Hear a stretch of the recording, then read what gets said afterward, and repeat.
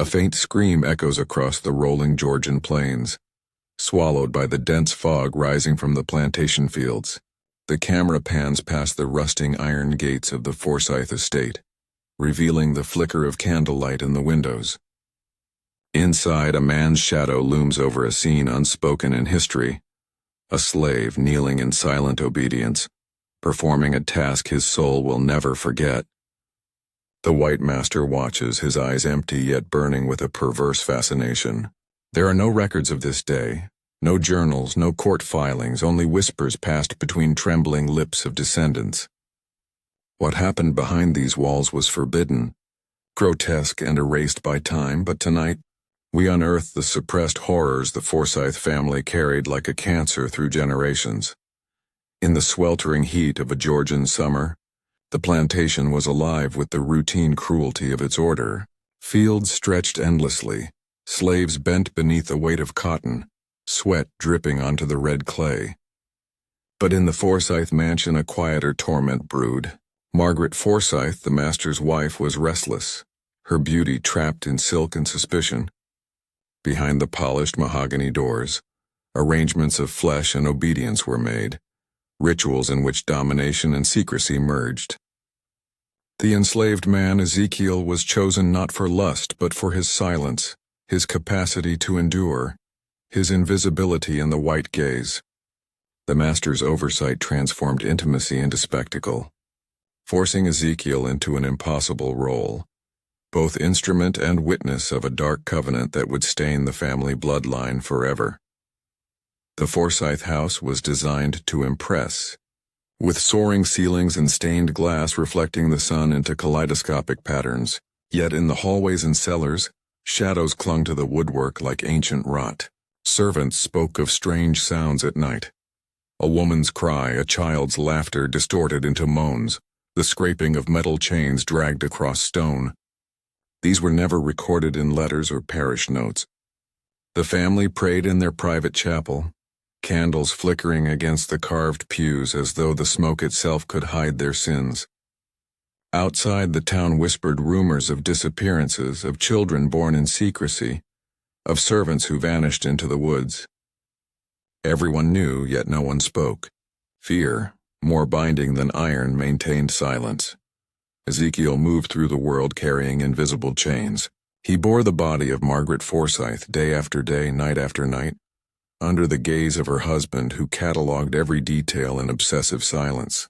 Ezekiel's mind fractured in private moments, dreams of freedom corrupted by nightmares of the master's laughter, visions of a child who was not his own, yet tethered to him by blood.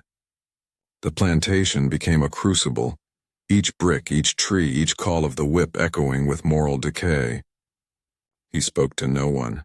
He had no name, only a role carved into flesh and time. In the dark corners of the kitchen he wept silently, tasting the ash of his dignity in every bite of bread. The horror was not the act itself, but the ritualized surveillance, the enforced complicity, the erasure of his humanity before a world that claimed he was property. The Forsythe patriarch's eyes were cold, calculating, and merciless. He watched the acts of transgression as if observing a scientific experiment, documenting nuances, assigning value, asserting dominion over both wife and slave. His gaze was a weapon sharper than any blade, capable of reducing flesh to obedience and spirits to ash. In sermons at the local church, he preached morality while secretly cultivating a private theater of exploitation. The dichotomy of his public piety and private depravity mirrored the broader plantation society, a facade of civility masking unthinkable cruelty. Ezekiel, in his silent suffering, became both instrument and witness to an unnatural hierarchy where fear was law and desire was imprisonment. Every glance, every command etched psychological scars deeper than any lash could reach. Margaret's own desires were a maze of contradiction. She yearned for attention, for power, for rebellion against the confines of her gilded cage. In Ezekiel she found a paradoxical mixture of submission and strength, a living instrument through which she could assert control over a world that demanded her obedience. She bore the weight of secrecy with a trembling grace, knowing each act would haunt generations. Her laughter in candlelit halls carried a subtle horror, a knowledge of complicity in the unnatural truths that would never see daylight. The house remembered her, as did the walls, which absorbed whispers and cries alike. Margaret was both victim and perpetrator, a spectral figure wandering between desire and guilt, trapped in a theater of cruelty, orchestrated by her husband's omnipresent authority. In a locked chamber beneath the servant quarters, a child was born in secrecy, a living testament to the plantation's concealed sins. Midwives whispered in dread, eyes darting to the door where the master might appear at any moment. Ezekiel held the child, nameless, unclaimed, and yet inherently his and not his at once. The boy's cries were muffled by thick blankets and hushed tones, but even silence cannot contain the weight of truth forever. The family's rituals continued upstairs, the piano playing, candles flickering, the town unaware of the seed of horror planted below. That child would carry an inheritance of trauma, blood mingled with oppression, and a legacy unrecorded in any ledger, history's ghost preserved only in memory and myth. Outside the plantation, the town of Savannah Ridge was a place of polite manners and hidden rot. Neighbors spoke in clipped tones of the Forsythe family's wealth and piety, never daring to hint at the shadows inside their walls. Yet rumors floated like pollen, strange cries in the night, sudden disappearances of enslaved workers, an aura of dread surrounding the mansion. Local clergy turned a blind eye, perhaps out of fear, complicity, or self-preservation. The townspeople obeyed unspoken rules. Do not ask questions, do not witness, do not remember. Ezekiel walked past their porches, invisible yet hyper-aware, absorbing their silence like a contagion. The world outside mirrored the plantation, orderly, polite, morally upright on the surface, but infected with secrets that festered beneath the veneer of respectability.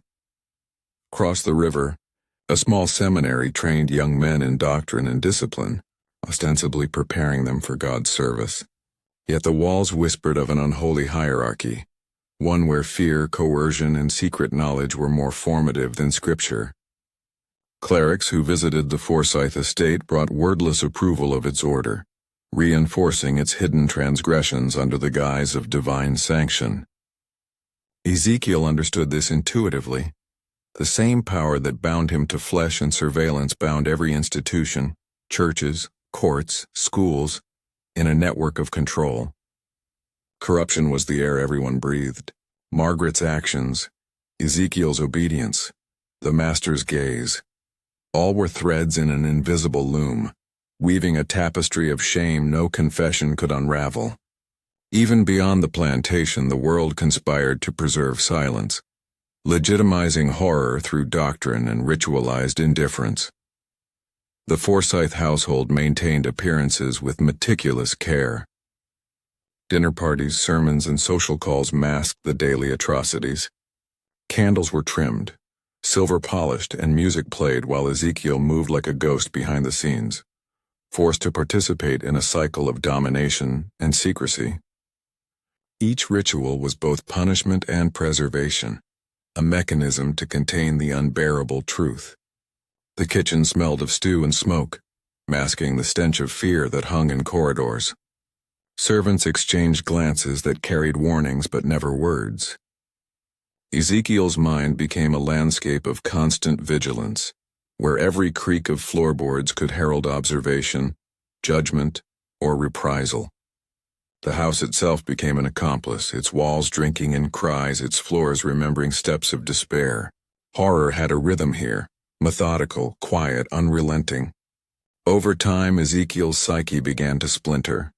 Dreams bled into reality, walls whispered accusations, shadows elongated into grotesque reflections of his torment. He imagined the master's eyes in every window, Margaret's hand pulling him into complicity.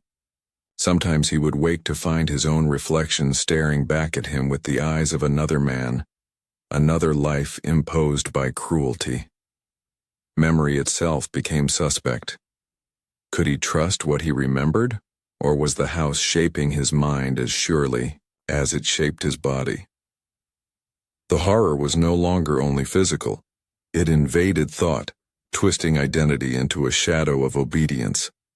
Within these fractures, Ezekiel glimpsed the machinery of power, an entire society, structured on fear, silently sanctioning the perverse and silencing the witness.